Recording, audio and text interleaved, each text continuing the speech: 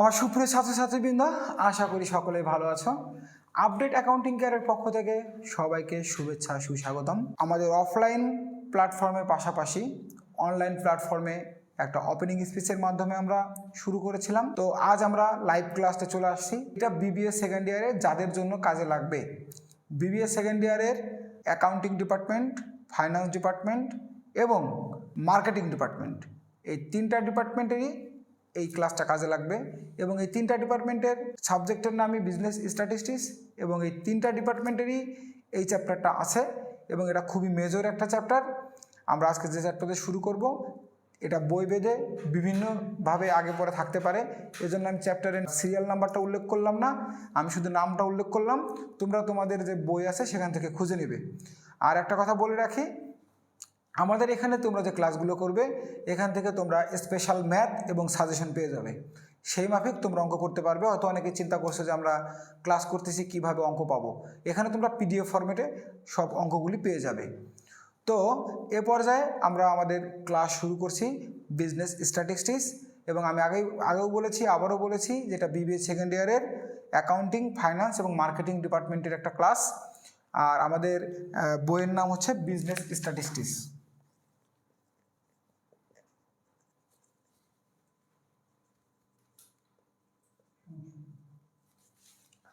আর আমরা যে চ্যাপ্টারটা করব, আমাদের চ্যাপ্টার নেম হচ্ছে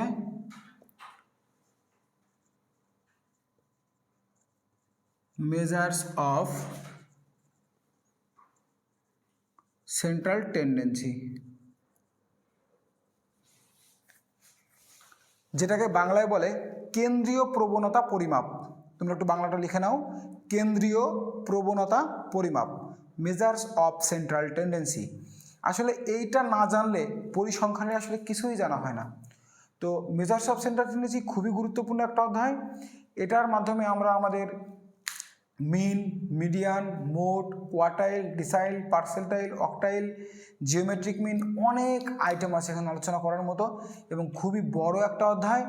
তো সেক্ষেত্রে আমাদের কোনো সমস্যাই নেই। তবে একটা কথা বলে রাখি, আমার এখানে যারা ক্লাস করবে তাদের কখনোই সূত্র নিয়ে কোনোদিনও কোনো প্যারা হবে না। পরীক্ষা হলে যে সূত্র ভুলে গেছো এমন ঘটনা কখনোই ঘটবে না।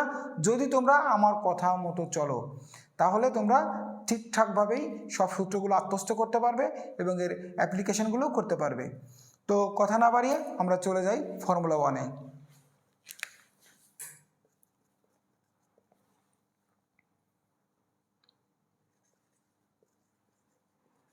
মিন, মিন মানে হচ্ছে গড়। এটা যে নামে পরিচিত আছে।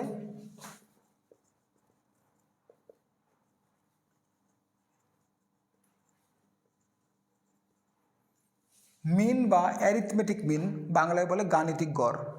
তার মানে মিন মানে হচ্ছে গড়, অ্যারিথমেটিক মিন মানে হচ্ছে গাণিতিক গড়। আসলে দুটো একই জিনিস এবং এদেরকে একটা সিম্বলের মাধ্যমে প্রকাশ করা হয়, যেটা হচ্ছে এক্স বার। কী দিয়ে প্রকাশ করা হয়? এক্স বার দিয়ে প্রকাশ করা হয়। এই যে এক্স দিলাম আমরা, এক্সের মাথার পরে যে টানটা আমরা দিলাম, এই টানটাকে বলা হয় বার। তো আমরা যদি কখনো ওয়াইয়ের উপরে টান দিই সেটা হবে ওয়াই বার। যদি আমরা জেডের উপরে একটা টান দিই তাহলে সেটা হবে জেড বার। ওকে, তো আমরা মিনটাকে আমরা এক্স বার দ্বারা প্রকাশ করব, কিন্তু সবসময় যে এক্স বার হবে ব্যাপারটা এরকম না। চলক যদি হয় এক্স তাহলে হবে এক্স বার, চলক যদি হয় ওয়াই তাহলে হবে ওয়াই বার, চলক যদি হয় জেড তাহলে হবে জেড বার। মিনটা দুইভাবে আলোচনা করা যেতে পারে।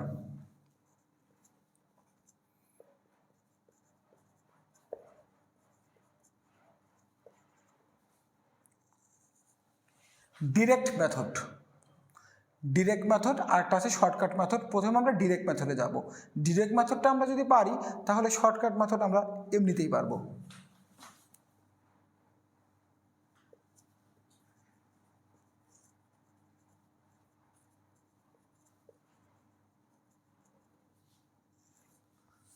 ডিরেক্ট মেথডের আন্ডারে আমরা চলে যাব আনগ্রুপড ডাটায়।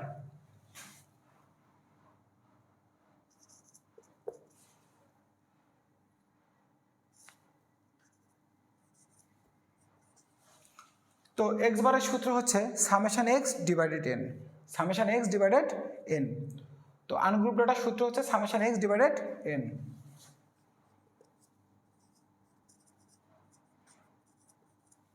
গ্রুপড ডাটা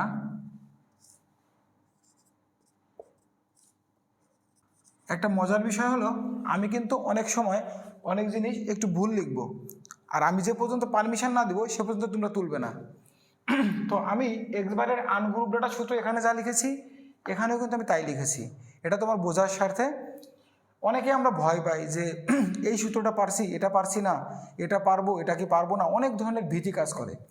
আসলে ভীতিটা বা কনফিউশন হওয়ারই কথা, কারণ আসলে মোস্ট অফ দ্য জিনিস প্রায় একই রকম, সামান্য একটু চেঞ্জ থাকে। এই সামান্য পরিবর্তনটুকু যদি আমরা ধরতে পারি আমাদের পড়াশোনা অনেক ইজি হয়ে যাবে। তো এই সূত্রটা লেখার পূর্বে তুমি এই সূত্রটা আগে খাতায় 10 বার লেখো। এখন ভিডিওটা বন্ধ করবে এবং এটা 10 বার লিখবে, লেখার পরে দেন তুমি গ্রুপ ডাটা লিখবে। ওকে, তো সেক্ষেত্রে আমি একটা পার্থক্য তোমাকে বলে দিই। তুমি যদি আনগ্রুপ ডাটা পারো, তোমার কাছে group data it's not matter. আজীবনের জন্য মনে রাখতে হবে আনগ্রুপ এবং গ্রুপের সূত্র সবসময় সেম, শুধুমাত্র একটা এফের পার্থক্য, এফ। আনগ্রুপে কখনো এই এফটা থাকবে না, কখনো এফটা থাকবে না, আর গ্রুপে সবসময় এফটা থাকবে। তাহলে আনগ্রুপ এবং গ্রুপের মধ্যে চেঞ্জটা কি? শুধুমাত্র এফের পরিবর্তন, তাছাড়া সব কিছু সেম। এবার দেখো আমি তোমাকে কালার পেন দেখিয়ে দিচ্ছি। এটা যদি আমি একটা এফ দিয়ে দিই তাহলে আমাদের গ্রুপ ডাটা সূত্র হয়ে গেল। তাহলে আমাদের আনগ্রুপ ডাটা সূত্র দাঁড়াচ্ছে এক্স বার সমান summation x divide by n, আর গ্রুপ ডাটা সূত্র দাঁড়াচ্ছে summation F x divide by n. এখন এফ বলতে কি বুঝি আমি পরে হেয়ার দিয়ে তোমাদেরকে দিয়ে দিব। তুমি আপাতত এখন এটা 5 বার লিখবে, এটা 5 বার লিখবে, লিখার পরে তারপরে তুমি আমাদের নেক্সট যে টপিকস আছে সেখানে যাবে। তাহলে এটা আমাদের বোঝা হয়ে গেল। তাহলে আর আমি তোমাদের এই পরিসংখ্যান শুরু থেকে আজকে শুরু করলাম। আমি প্রতিটা ক্লাসেই তোমাদের কিছু বেস দিব, এই বেসগুলো তোমাদের ধরে রাখতে হবে। যেমন আজকের ফার্স্ট বেস তোমাকে দিয়েছি আনগ্রুপ এবং গ্রুপের মূল পার্থক্য। এখন তোমাদেরকে আমি একটু এটা মনে রাখার জন্য একটা টিপস দিয়ে দিই। ধরো আমরা এই যে ফেসবুকে গ্রুপ খুলি না, গ্রুপ কী নিয়ে খুলি? আমরা আমাদের বন্ধুদের নিয়ে খুলি, তাই না? যেটাকে ইংলিশে কী বলে? ফ্রেন্ডস বলে, তাই না? এবার ফ্রেন্ডস লিখতে কী লাগে? এফ লাগে। তাহলে এফ ফ্রেন্ডস লিখতে যেমন এফ লাগে তেমনি তাহলে গ্রুপেও এফ লাগে। কেন? কারণ ফ্রেন্ডস নিয়েই তো গ্রুপ হয়, গ্রুপ মানে ফ্রেন্ডস আর ফ্রেন্ডস মানে এফ। তাহলে মনে রাখবা গ্রুপ মানে ফ্রেন্ডস, ফ্রেন্ডস মানে এফ, গ্রুপে অবশ্যই এফ থাকবে। আর আনগ্রুপ যার কোনো গ্রুপ নাই তার কোনো এফও নাই। এখন আমি এই ডিরেক্ট মেথডের সূত্র থেকে তোমাকে কিভাবে আমি শর্টকাটের সূত্রে আমি তোমাকে নিয়ে যাই একটু দেখো। এখন আমরা বি নাম্বার দিব, আমি তোমাদের বোঝার স্বার্থে পুরোটুকু মুছলাম না। শর্টকাট মেথড, তো এই শর্টকাট মেথডে আমি এখানে যা লিখেছিলাম দেখো তাই কিন্তু রেখে দিলাম। তাহলে কিভাবে সম্ভব? গ্রুপ এবং ডিরেক্ট এবং শর্টকাট যদি একই সূত্র হয় তাহলে ওদের মধ্যে ভেজাল লেগে যাবে না? কিন্তু ভেজাল লাগবে না, মেইন জিনিসটা থিমটা একই, শুধু কতটুকু পরিবর্তন সেটুকু দেখে নাও। আমাদের ডিরেক্ট মেথডে চলক হিসেবে ব্যবহৃত হয় এক্স। কি ব্যবহৃত হয়? এক্স। আর শর্টকাট মেথডে চলক হিসেবে ব্যবহৃত হয় ডি। তো এক্স হচ্ছে আমাদের মূল কপি, ডি হচ্ছে আমাদের ফটোকপি। এক্স হচ্ছে মূল কপি, ডি হচ্ছে কি? ফটোকপি। তুমি বিভিন্ন সময় বিশ্ববিদ্যালয়ে আবেদন করেছো বা বিভিন্ন জায়গায় চাকরির আবেদন করেছো, তো তুমি কি তোমার মূল সার্টিফিকেট জমা দিয়েছো? কখনো মূল সার্টিফিকেট জমা দাওনি, তুমি কি করছো? ফটোকপি জমা দিয়েছো। কিন্তু ফটোকপিটা কি গ্রান্ট হয়েছে? হয়নি। ওটা যে কোনো একটা বিসিএস বা ক্যাডার অফিসার দিয়ে, ফার্স্ট ক্লাস গেজেটেড কর্মকর্তা দিয়ে তোমাকে সত্যায়িত করে নিতে হয়েছে। বিষয়টা এতটুকু মনে রাখলে হচ্ছে। তাহলে আমাদের এক্স হচ্ছে মূল কপি আর ডি হচ্ছে ফটোকপি। আমাদের ডিরেক্ট মেথডে চলক হিসেবে ব্যবহৃত হয় এক্স, যেমন এক্স বার সমান summation X divided N, X bar সমান summation F X divided N. Direct মেথডে ব্যবহার হবে এক্স, আর শর্টকাট মেথডে এক্সের জায়গায় ব্যবহৃত হবে ডি। কি ব্যবহৃত হবে? ডি ব্যবহৃত হবে। এখানে হবে সামেশন ডি ডিভাইডেড এন, এখানে হবে summation F D divided N. কিন্তু প্রশ্ন হচ্ছে আমাদের তো সত্যায়িত করতে হবে, তাহলে সত্যায়িত করলে কি হবে? সত্যায়িতের ইংলিশ হচ্ছে অ্যাটেস্টেড, মানে সত্যায়িত। আর অ্যাটেস্টেডের প্রথম অক্ষর কি? এ। তাহলে সবার সামনে একটা করে এ প্লাস দিয়ে দাও, তাইলে হয়ে গেল আমাদের শর্টকাটের সূত্র। তবে গ্রুপ ডেটায় কখনো কখনো একটা সি এর ব্যবহার হতে পারে। তাহলে আমাদের কথাটা কি দাঁড়াচ্ছে? আমাদের আনগ্রুপ ডেটার সূত্র হচ্ছে এক্স বার সমান A plus summation D divided N, আর group data A plus summation F D divided N into C. তার মানে আগে ডিরেক্ট মেথডে যেখানে এক্স এর ব্যবহার ছিল সেখানে এখন ডি ব্যবহৃত হবে, ডি ব্যবহৃত হবে। আনগ্রুপে কখনো এফ হয় না, গ্রুপে সবসময় এফ হয়। ডি যেহেতু ফটোকপি তাই এটাকে সত্যায়িত করতে হয়েছে, আর এটাকে মাঝে মাঝে কী করতে হবে, সি এর ব্যবহার করতে হবে। তো এ পর্যায়ে আমরা এখন জেনে নিব আমাদের এই এ ডি এগুলোর ফুল মিনিংটা।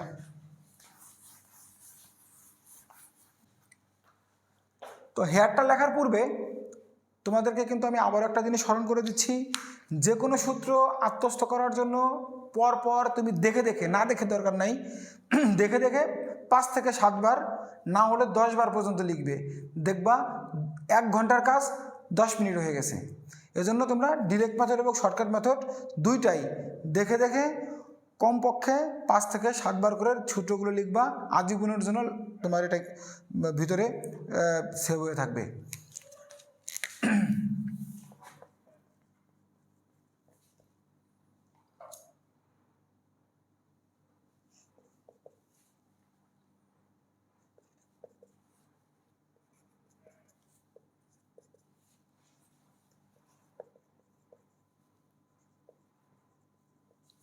এফ মানে হচ্ছে ফ্রিকোয়েন্সি, যেটাকে বাংলায় বলে গণসংখ্যা। এফ হচ্ছে কি ফ্রিকোয়েন্সি, যেটাকে বাংলায় বলে গণসংখ্যা। এন হচ্ছে নাম্বার অফ ডাটা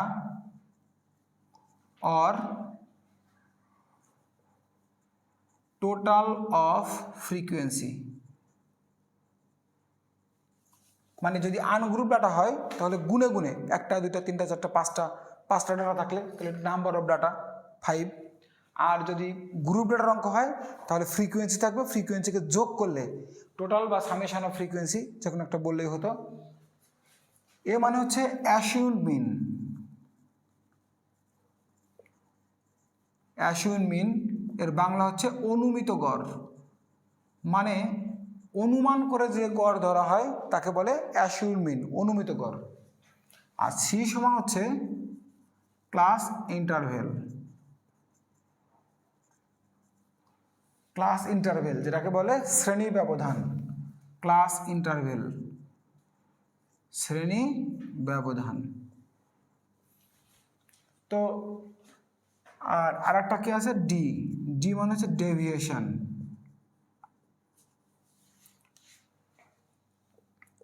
যেটাকে বলে ব্যবধান বা ব্যবধান অঙ্ক। এখন এই ডি আবার আমরা নির্ণয় করতে পারি। তো ডিটা কিভাবে নির্ণয় করতে পারি দেখে নিই।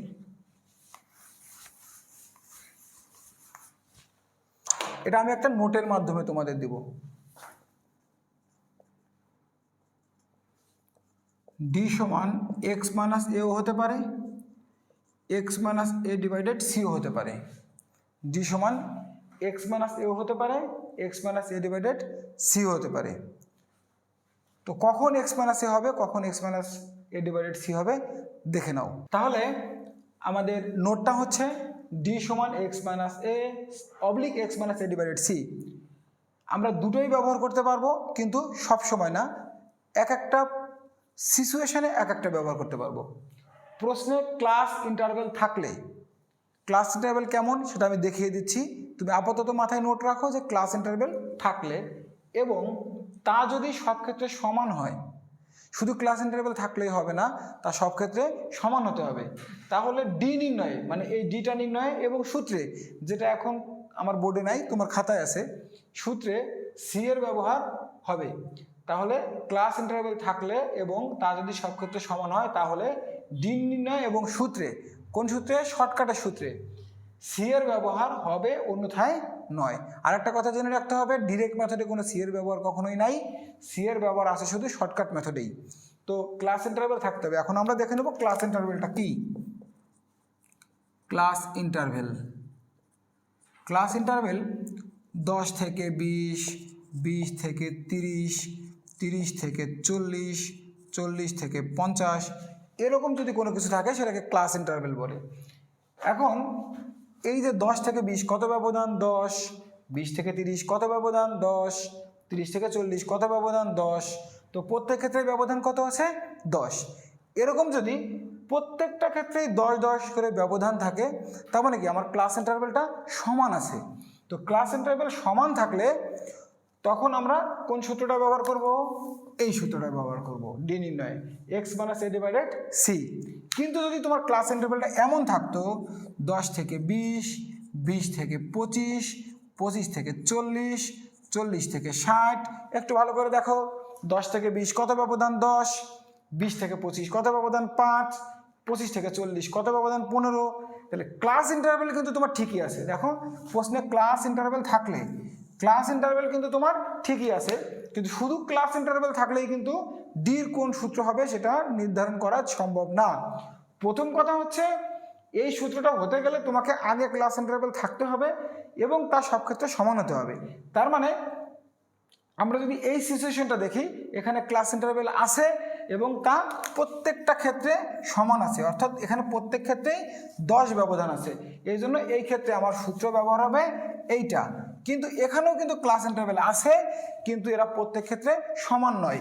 এখানে 10 ব্যবধান, এখানে 5 ব্যবধান, এখানে 15 ব্যবধান। সো এক্ষেত্রে সূত্র হবে এইটা, ডি সমান এক্স মাইনাস এ। তবে একটা কথা নোট দিয়ে লিখে রাখো, এই যে সি এর যে নিয়মটা বললাম এটা শুধুমাত্র মিনের ক্ষেত্রেই প্রযোজ্য। এই যে সি এর যে নিয়মটা বললাম শুধুমাত্র মিন বের করার ক্ষেত্রে প্রযোজ্য, অন্য কোনো ক্ষেত্রে এটা প্রযোজ্য নহে। এটা কিন্তু খুব গুরুত্বপূর্ণ একটা কথা, অবশ্যই লাল কালিতে বোল্ড করে লিখে রাখবে যে সি এর এই যে নিয়মটা এটা শুধুমাত্র মিনের ক্ষেত্রেই প্রযোজ্য, অন্য কোনো ক্ষেত্রে প্রযোজ্য নয়।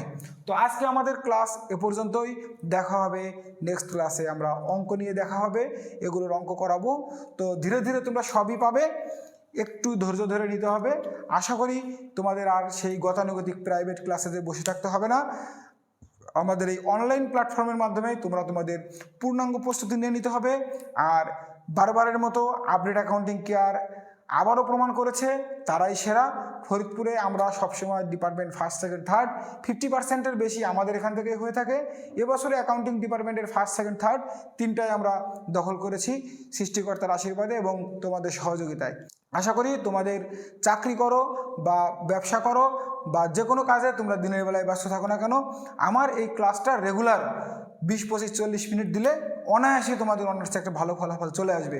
সবার সুস্বাস্থ্য কামনা করে এবং আমাদের আপডেট অ্যাকাউন্টিং কেয়ারের সাথে থাকার জন্য আমি আবারও কৃতজ্ঞতা জ্ঞাপন করে আমাদের ভিডিও শেষ করছি।